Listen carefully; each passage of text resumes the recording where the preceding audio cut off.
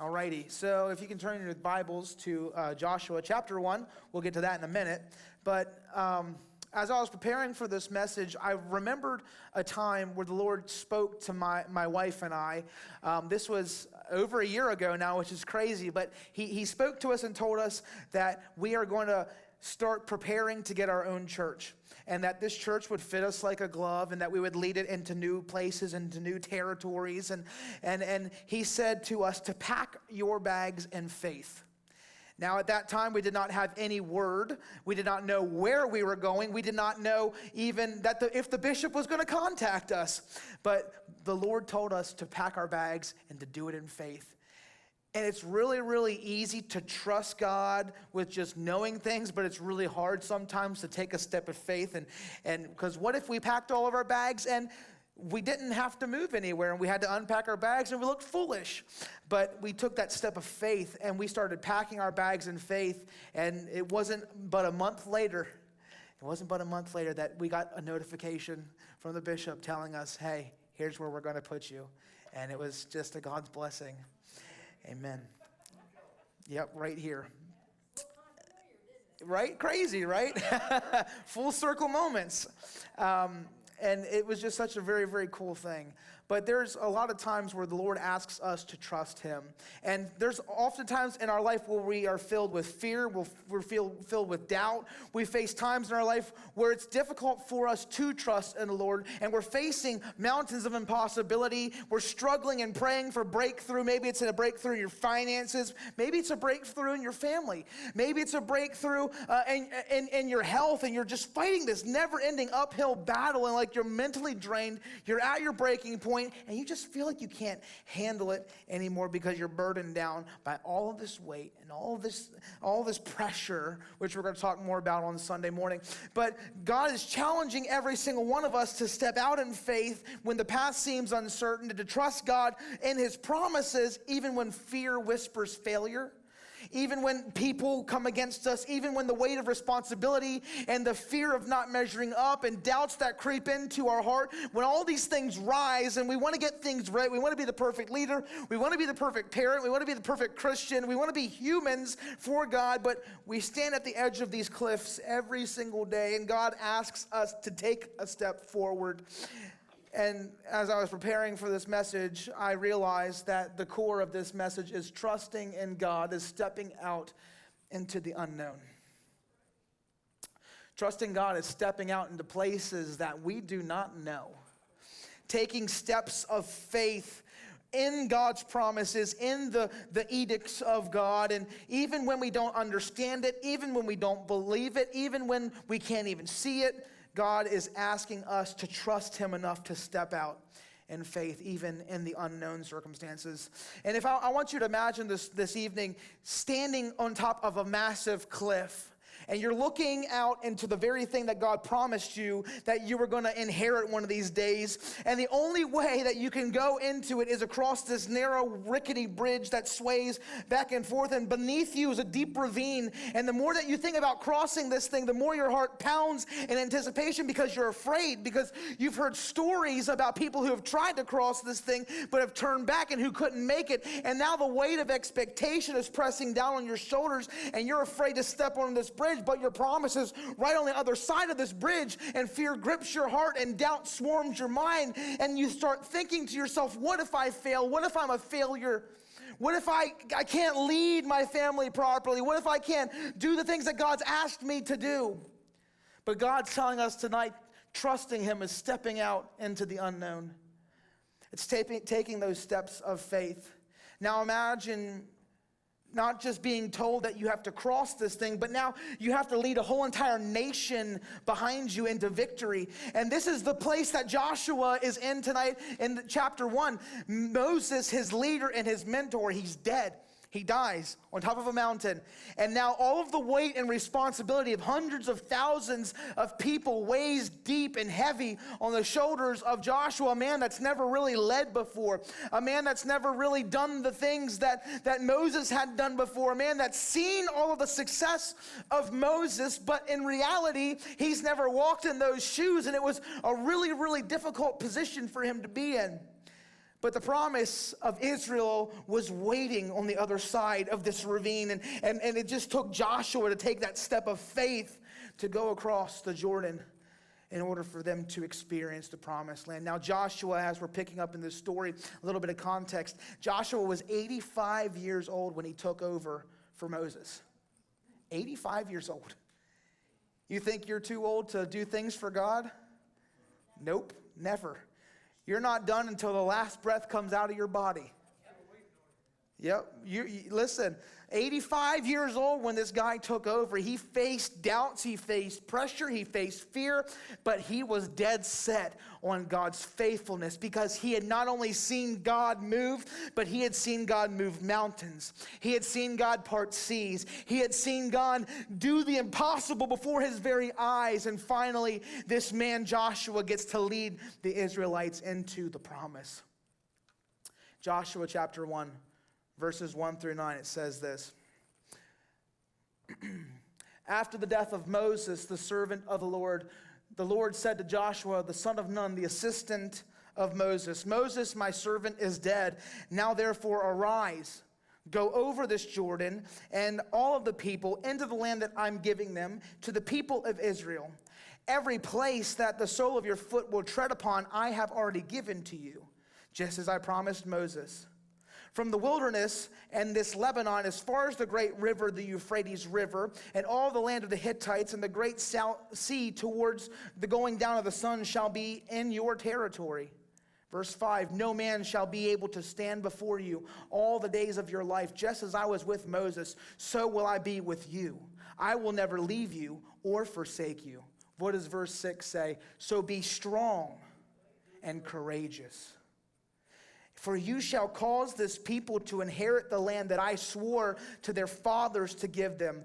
Only be very strong and very courageous, being careful to do according to all the law that Moses my servant commanded you. Do not turn from it to the right or to the left, that you may have good success wherever you go. Verse 8, this book of the law shall not depart from your mouth, but you shall meditate on it day and night, so that you may be careful to do all that is written in it. For then you will make your way prosperous, and then you will have great success. Verse 9, have I not commanded you, be strong and courageous. Do not be frightened and do not be dismayed, for the Lord your God is with you wherever you go. Isn't that an amazing thing that our God is with us wherever we go? He's not just with us on the mountaintops and the great experiences of our life, but he's with us in the valleys of the shadow of death. He's with us in the hard times. He's with us when we make a lot of money on our jobs, but he's also with us when we face those cancer diagnoses and those scary, scary things that are happening in our life. He's with us in the good times and in the bad times. But shift number one, if you're taking notes, is this. Trust is having faith to take one step at a time. Yeah. 3 times. He says it 3 times. Yeah. Exactly. That's perfection. God's perfectly saying to them, be strong and courageous because I'm with you. He's trying to remind them that there may be times where you may lack certain things, or there may be times where there be maybe a nation that's against you, but be strong and courageous because the Lord's on your side. Yeah, I got a wood block in the kitchen, above the window, back window. That's what it is. Yep. Yep, be strong and courageous. Yeah. You got to remind yourself of that. We'll get to that in a minute, but you got to remind yourself that the Lord, our God, is with us, so that gives us the ability for us to be strong and courageous. And being strong and courageous is easy to say, but sometimes it's hard to do, right? It's hard to do when you get that bad diagnosis. It's hard to do when you wake up in the morning and you don't have any strength in your body to take on the day. You know, it's hard to do when you have 5 different bills that are due and you have $3 in your bank account. It's really, really hard. You know, we've all been in those times. We've all been in those predicaments, and it's really hard to trust in God in those moments. But God's not asking us to trust in the full vision. He's asking us to trust him one step at a time. If we can trust him to take that next step And then we trust him to take the other one. We don't realize it, but we're actually making more progress than we would have ever imagined. You know what I'm saying? And so when we trust him, we see the path ahead. See, with Joshua, he saw the path. He saw the coming battles. He saw the potential losses, and he weighed the cost. See, Joshua was a seasoned veteran in the army of the Lord. He fought battles with Moses. He even held up Moses' arms for victory. He was one of the spies that went into the giants' land and said, these giants are but grasshoppers to us. So his faith was far greater than the rest of his peers. But now he may even be intimidated by this new role that he had put upon him. So God's speaking to Joshua just as much as he's speaking to us. Be strong and courageous in this next season of your life. And you may be entering into a season where you don't know what you're about to do. You don't know what you're about to step into. When God told us that we were going to get this church, I knew the premise of what this would look like, but it's different standing behind the podium and sitting in the seat. You know what I'm saying? Because of all the pressure and all the weight and all the stress and all the everything is weighing and it's heavy. And some mornings it takes everything out of me just to get out of bed and put my shoes on and come up here because there's a lot of stuff going on. But God encourages us in these moments to not look at the surrounding things that's happening, but to have enough trust in him that we just take one step at a time. He's not asking us to run. He's asking us to trust him with the next step. God was under obligation to fulfill the predictions when commands were fully obeyed. Mm-hmm. Yeah. God's under obligation Yep. to make this church what it should be. Yes, sir. What Pastor Timmons foreseen people running up the hill to this church. Yep. God's obligated. Because he spoke the word. He promised it. It promised it. It's going to be. Yep. He promised it. So he's a faithful God. He's a God of his word. Yeah. And so in moments where maybe the attendance dips, or maybe the tithes start to dip, or maybe things start to happen or whatever, and it's like you start to have these doubts in your mind, but in reality it's like God already sees all of this. He foreknew all of this, but yet he still made the promise that one day this is going to happen, and we have to hold on to that promise. Foreseen when he spoke to Pastor Timmons, Yep. he said, I want my church when that's healed. Yep. God foreseen Yep. the fulfillment of his church. Yep. And it's going to come to pass. Yep. In your time, I don't know whether it's going to be in my time, but it's going to come to pass. Yep. Hang on. Yep. I felt the Lord on that one. Yep. Yep. Yep. Be ready. This past Sunday was just the beginning. We had a lot of people in here Sunday morning. Yeah. I can't imagine that. When we started this church in 1955, little storefront down in Clearsburg. Mm-hmm. Expanded up to here because he obeyed God. Mm-hmm. Obedience. God has appointed you to be here at this time. Yep. And we're all here at this time because God waited. Yep. Obedience is key. Had we not packed our bags in faith, had we not packed those boxes in faith, would God have moved us here? You know what I'm saying? Like, it's those small steps of trusting and obeying in God, because he tests you with the small things, right? In order for you to handle the big things. Yep. There's a lot of tests in this role. Divide this land for inheritance to Israel. We'll divide this land. Praise God. But we have to obey him every step of the way. Yeah. Yeah. Proverbs, we'll turn to Proverbs chapter 3, verses 5 through 6. It says, trust in the Lord with all your heart. Do not lean on your understanding. In all your ways acknowledge him, and he will make your path straight. Right? So in this process of trusting him, we have to know and realize that there may be turns and twists along the way, but he's going to make the path straight. He's going to make it easy for you to follow because he goes before us to pave these paths for us. We're not doing this alone. And the thing is, the process may seem intimidating, and when you see the promised lands, you may see the giants that are in the promised land and become fearful that the process of inheriting the promised land may result in the death of something. But here's the thing. Fear starts to set in, but we cannot let fear dictate what we are about, what we're doing here. There are many times where, we may look at a bill or look at something here at the church and be like, Lord, how's this going to get paid? But then God miraculously, like testimony with the toilets, to be honest. We had a big bill because of the plumbing that had happened a few weeks ago. And we had to get it taken care of. And it was like 1,000 something. And we're like, we can pay it, but that's a lot of money.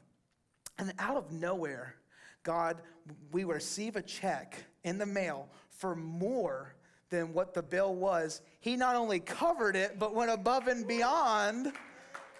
It's like we had it in the bank. We could have paid it, but like the Lord covered. And it's like He's going to always provide, even when you see something that you're like, I don't know how this is going to be.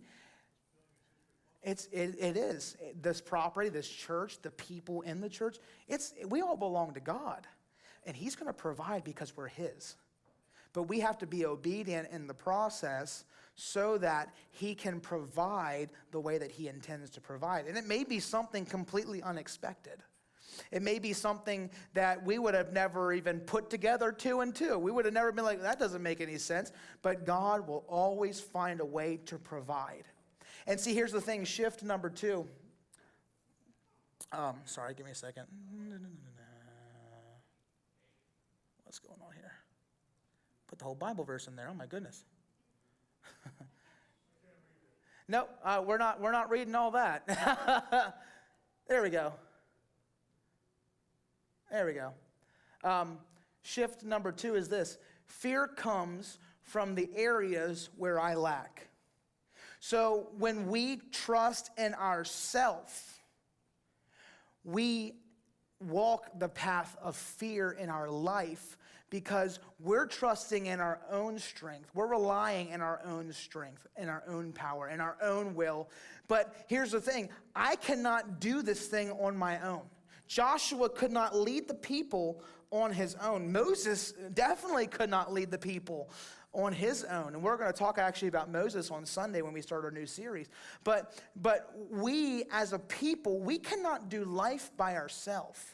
We can't do this thing by ourselves. I cannot be a good father by myself.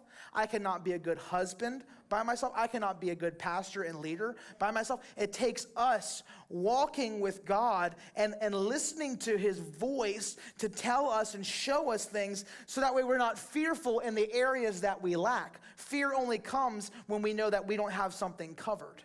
Does that make sense? And so when we walk in fear, we're walking in our own strength. But when we deny ourselves and say, God, I'm going to walk on your path, I'm going to walk in your favor, then we don't have to fear about anything because He's the one that's not just preparing the path, but He's the one that's going to make our path successful because He's already preordained every single step that we were to take along the way. Does that make sense? Let me ask you a question. Is God good? Every single day of our life. The second question is, why did God allow the giants then to stay in the promised land? Why did He allow the giants To stay in the promised land. to help the Israelites become more obedient and stronger in the Lord and trust in the Lord, not be worried about the power of the giants? Right. That's one layer. Because what did, Yeah? who came against the giants? David. David. Yep. What he said, I come to you in the Name of the Lord. Lord. Yep. Not power, but in the name of the Lord. Right. I'll give you another thought to ponder. What was the land according to God? It was a land flowing with milk and honey. meaning it was a prosperous, successful land. If the giants were not in the land when the Israelites got there, the land would have died. Does that make sense? The giants were tending to the promised land before the Israelites stepped foot into the promised land. We see enemies, we see people against us, but God has put those people in place to make our promised land prosper before we even get there. We see people as coming against us. We see the giants. We see all these people, and they're like, well, God, it's overwhelming to us. What did the 10 spies say? The 10 spies were like, these giants, we're going to be like bread to them. We're going to be, crushed under their feet. But Joshua saw the real purpose of them. He saw that they were tending to the promise before the Israelites got there. Sometimes the hindrances and the obstacles that we face are not just grow us, but to tend to the very promise that God had promised us before we get there. And had God eradicated all of the giants from the land before they entered into the promised land, then the promised land would not be a land flowing with milk and honey because it would have been dead. God put the giants there to make that place prosper before the Israelites got there. Isn't that crazy? Exactly. Teaching them how to trust in God through the process. And that's what God does with us every single day of our life. We wake up, we have these battles that we face, and we think to ourselves, God, how are we going to do this? How are we going to fight this? How are we going to come against this? But God's telling us, trust the process. Take one step at a time. Do not fear. Be strong and courageous, because I've already mapped out everything. I know the beginning and the end, and this is here to cause you to grow, but also cause the promise to grow for you. And you don't have to do a thing. All you have to do is go into the land, and he's going to give it to you. That's what he told Joshua, that he's going to give him every place that he put his foot. Every place that he walked was going to be his. And the same promise that was with Moses is the same promise that was with Joshua. And it's the same promise that God gives to us today. That when we walk in faith instead of fear, when we walk in the promises of God, all things are possible for us who believe and trust in God and God alone. And when we trust that he's going to provide, we start to see purpose in the middle of the pain. We start to see that there's a reason behind all of this. And the reason is God's causing us to grow, but he's also causing the thing that we're about to inherit to grow too. Isn't that powerful?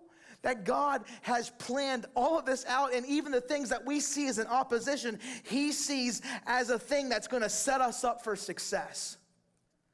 When we obey and trust him. That's the key, though. We have to trust him to take those next steps of obedience, so that way he can show us how trustworthy he really is. Make sense? Any questions? Cool. We'll move on. Joshua saw what was ahead, but the Lord reminded him to be strong and courageous by trusting in him and him alone. And like Joshua, we too must be strong and courageous, putting our trust in God and not ourselves, because every time we trust in ourselves, we're going to realize all of our shortcomings. We're going to see all of our failures. We're going to see all of our mistakes, because let me tell you, we all got them. We all have weaknesses. We all have areas where we're not strong in. But thank God we have a God that's strong in every area, and that he, when we trust in him, is going to bring us to success. My next point is this. Moving forward sometimes means looking back. Joshua chapter 1, verse 9. Have I not commanded you, be strong and courageous? Do not be frightened and do not be dismayed, for the Lord your God is with you wherever you go. God was with Joshua and the Israelites every step of the way, from the Egyptian slavery all the way until the promised land, and every step forward after that. God saw every single step that they began to take, and he knew every single battle that they were going to fight, but he also wanted them to know that he was walking alongside of them every step of the way, and that he was never going to abandon them. And though fear may overcome them, they can look back and see the faithfulness of God every step of the way, because he was the God that not only rescued them from Egypt, but he was the God that parted the seas for them to walk on dry ground. Not only that, but he was the God that caused manna to fall out of heaven and quail to come up for them to eat and partake. He was a God that commanded Moses to strike the rock and water gush out for them. He was a God that told him to throw his staff into a salted lake, and then guess what? Well, as soon as his staff hit that salted lake, the water turned into drinkable water. Our God, you can look back and see every step of the way how he has been faithful to us, how he's never let us down, how though we may feel like he's abandoned us in some areas, in some ways, he's a God that's with us every step of the way. So why should we fear about our tomorrows? Why should we worry about the things that may surround us or the storms that may come against us? But God is giving us the ability to not just endure the storm, but walk on the waves in the process. This reminds me of the story in Mark chapter 4. It says this, and leaving the crowds, they took Jesus with them in the boat just as he was, and the other boats were with him. And a great windstorm arose, and the waves were breaking into the boat, so that the boat was already filling. But he was in the stern, asleep on the cushion. And they woke him up and said to him, "Teacher, do you not care that we are perishing?" And he awoke and rebuked the wind and said to the sea, "Peace, be still." And immediately the wind ceased, and there was a great calm. He said to them, "Why are you so afraid? Have you still no faith?" We serve a God that not only can calm the seas of our life, but calm physical storms. We serve a God that can supply all of our needs. So why do we fear? Why do we worry about our tomorrows when he can say a word and everything come to peace? All he has to do is speak. Exactly. He, out of his mouth, out of his breath, everything was created. Can he not step in and in a moment change things for us? And see, when we look at this with Jesus in the middle of the storm, we also see a moment where Jesus was walking on the water, and Peter tells Jesus, "Jesus, if it's you, bid me to come and bid me to walk to you." And what does Peter do? Peter gets out of the boat and starts walking on the waves of the storm that was surrounding him. And the moment he started to take his eyes off of Jesus is the moment he started to sink. Sometimes the moments when we focus on everything else except for him, we begin to sink in our circumstances.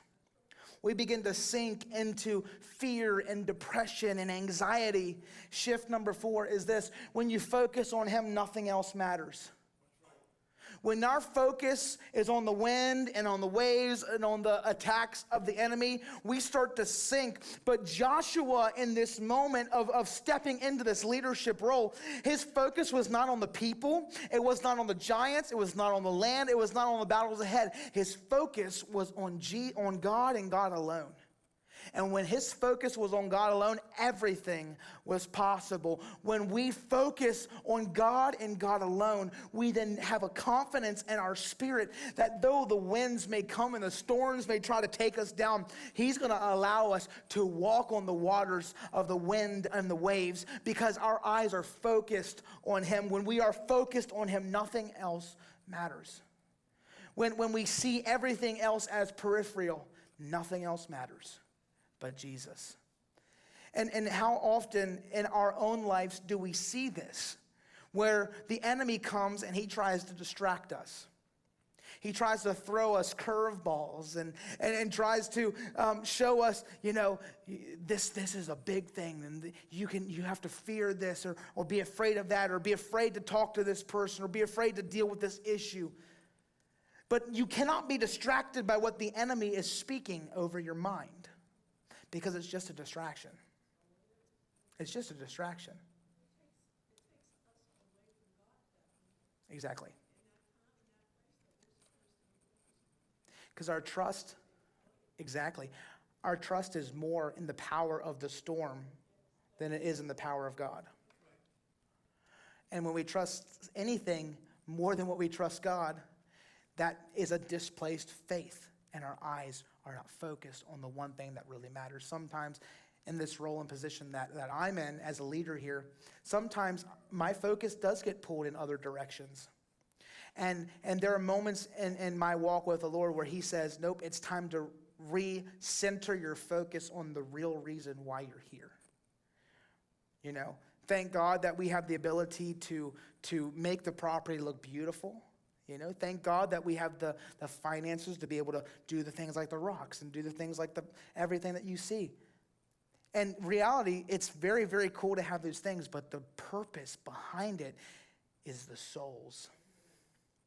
The purpose behind it is to invite people to have an encounter with Jesus. If we're doing it just to put on a show or just to look pretty or just to do, we're doing it for the wrong reasons.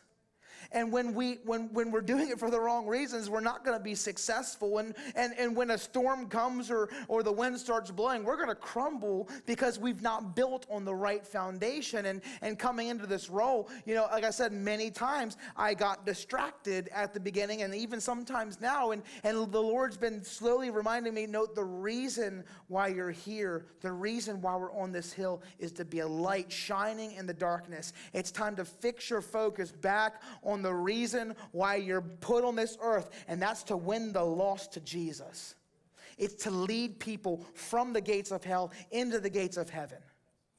It's to, like with Joshua, like his goal, though he may lead the people through battles and through tumultuous things, the ultimate goal was to lead them into the promised land. As Christians, it's our goal, like Joshua, to lead people into the promised land. What's promised land? It's presence. It's salvation. It's encountering Jesus. And what better way to do that than inviting people to church? And let me tell you, brother Dick in the house over here, he is a true man of God. There are so many stories that he'll tell me, yeah, I was doing this job and I invited him to church, or I was over here cutting this tree down and I invited him to church. And what was he doing? He was planting seeds in people's hearts.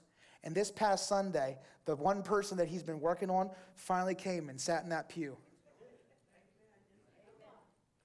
That's what we're here for. They got a chance to receive, all because of the seeds that he was planting. Miss Mary, every time I look on Facebook, I see you tagging the church on Hagerstown happenings and West Virginia happenings. Yeah, you're planting those seeds, man. Yeah, you're planting those seeds, and one of those times, the person that you talk to, you never know, they may come through these doors. It's our goal as a Christian, as a follower of Jesus, to fix our focus on him, stop being distracted because we're here for a purpose, and that's to lead people to the foot of Jesus. That's about inviting them to come into this church and experience Jesus. Not just this church, any church. Get them into a church. Get them saved. Get them to experience Jesus where they are. That's our goal. But we must, yeah, exactly, anywhere. Yep. Encourage people to get in a church, get planted, Find a community of believers. Like that's what we're trying to really establish here. That's why we're doing like the coffee meetups and the midweeks and the women's group. It's to not just have another church service, but it's to find community where people can get together and talk about Jesus. And maybe when you're out at the Western Sizzler or at the coffee shop, people can hear your conversations about Jesus. And they may ask, what church do you go to? Then you get to plant that seed. But when we're focused on everything else, we're focused on this person, or we're focused on what this person said to us, or we're focused on how this person looked at us in the church, it's kind of makes us distracted. It's all about Jesus.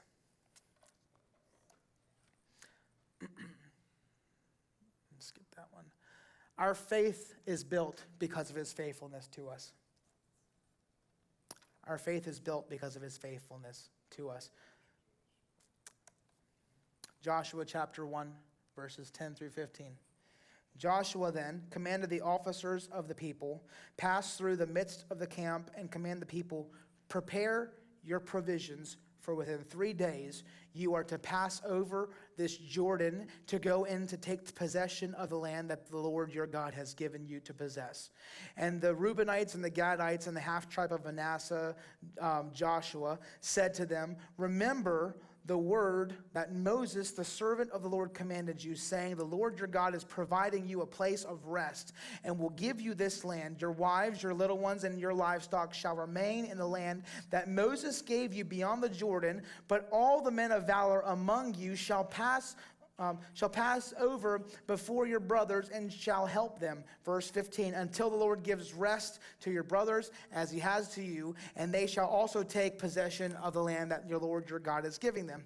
Then you shall return to the land of your possession, and you shall possess it, the land that Moses, the servant of the Lord, gave you beyond the Jordan toward sunrise. So here's the thing.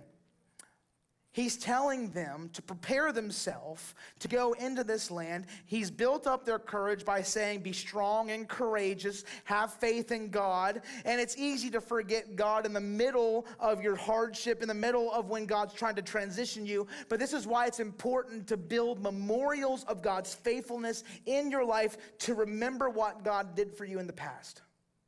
To remember the things that he did for you so that way you can trust him with the next step. Because see, here's the thing. What lied before them? What lied between them and the promised land? It was another river, the Jordan River. And they didn't know how they were going to cross it. We're going to talk about this next week. But God was about to part the seas for them again, for them to walk on dry ground to go into the promised land. Some of the people in the camp was seeing the river, and then they were also seeing impossibility. Yeah. He directed to a point that he wanted to cross on. Yep. He was going to prepare. Yep. That he was going to lead them. Yep. We'll get into that next week, how Yeah. that actually Yeah.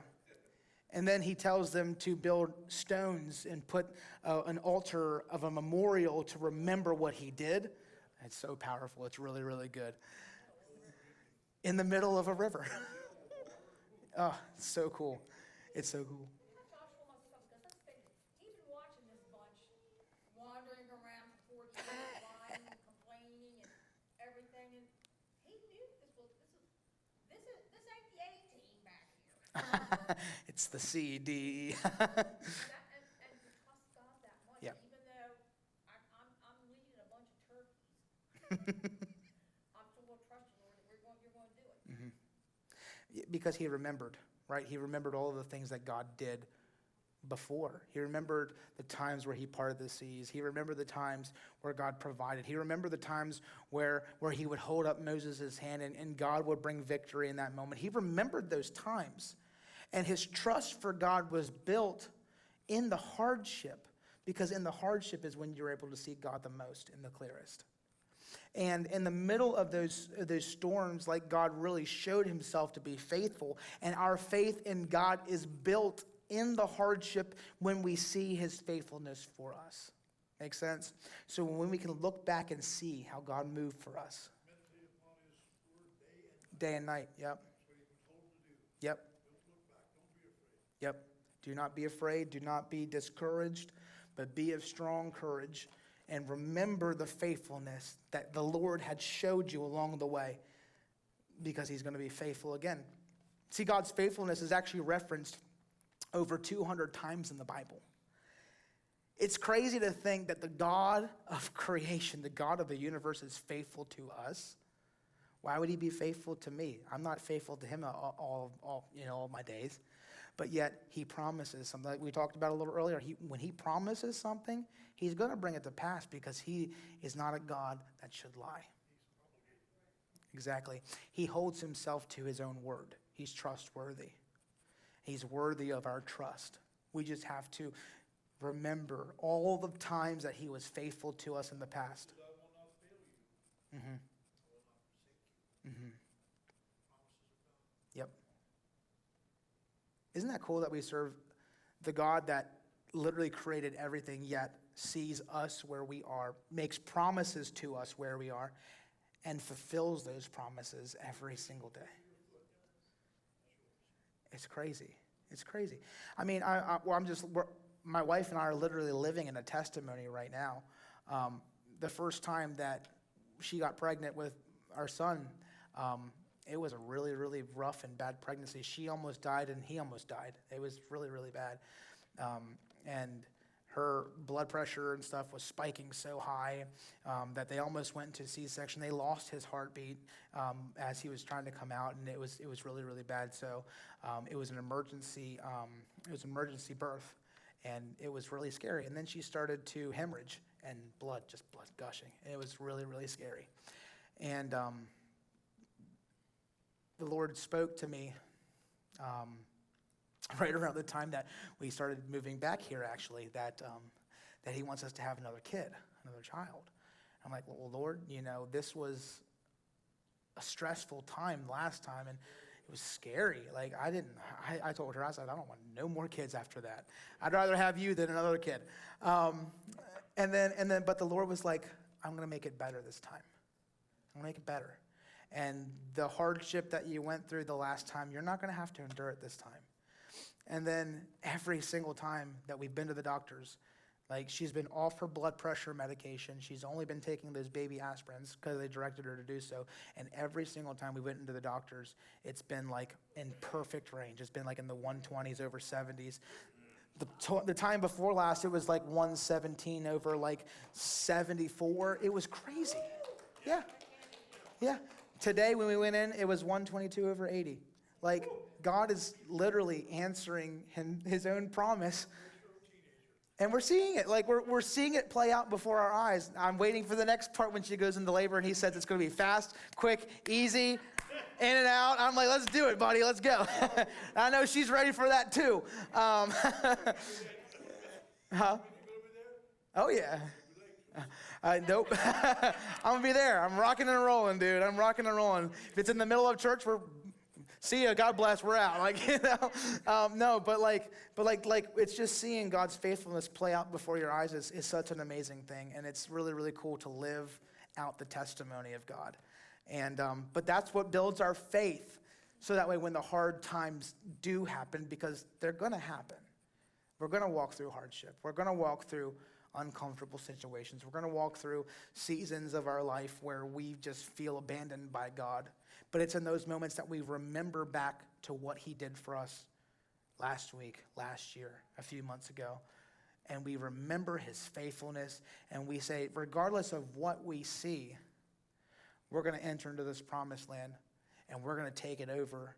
And he's going to lead our steps every step of the way. Sometimes he doesn't permit something to happen in your life that should have happened. Mm-hmm. Correct. Because he's the Alpha and the Omega, the beginning and the end. He sees every realm of possibility, every realm of everything, and he pieces together the perfect ending to the story where he knows he's going to get the most glory out of it, the most souls are going to be won, the most success is going to happen. Like, he's weaving that all together because we're faithful to him. Mm-hmm. And think he's chosen each of us to do something specific, even knowing how stupid we can. That's a fact. He's called you to preach it all. Yeah. He's known you his whole life. He knows the dumb thing you're going to do. Mm-hmm. Not picking on you or anything. No, he knows the goofball that I was in high school, the person that was the jokester that didn't take education seriously, and yet he put me here. Like, why? Why me? I had a. He does. Remember the first time you preached? You must have looked at him a dozen times. Uh-huh. Yep. See whether he was giving you his approval. His approval. Uh-huh. God's approval. Yep. That's why you're here now. Mm-hmm. Because God foreseen Yep. your destiny. Yep. And knew that you were going to obey. Mm-hmm.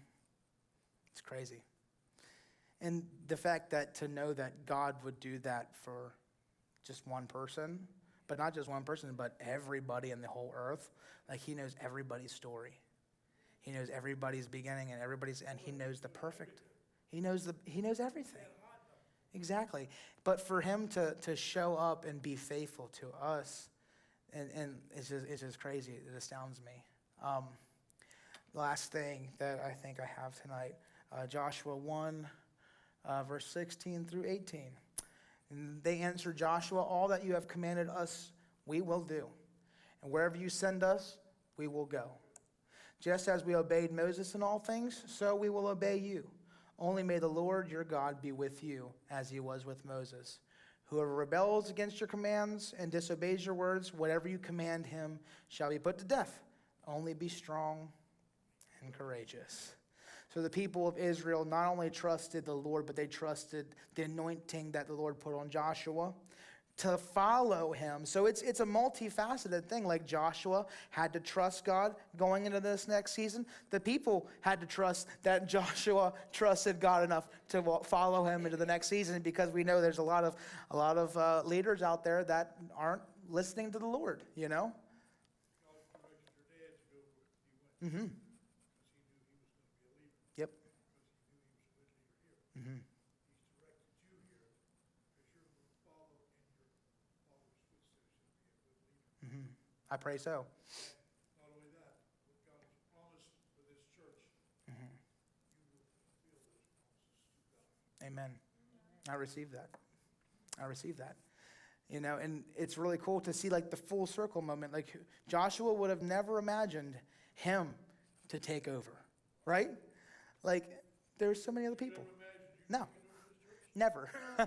I would have never, that's what I'm trying to say. I would have never imagined that the Lord would put me here, you know? I would have never thought. I grew up here. I was 20 years here with my parents. Yeah. I know. It was crazy. My wife taught you something. Mm-hmm. Yep.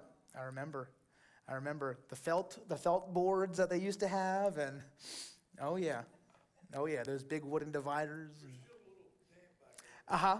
because God's not done with you. Yep. I love it. But it's just so cool to see that full circle thing happen. Like, again, I would have never imagined the Lord bringing us back to here to lead this church into this next season.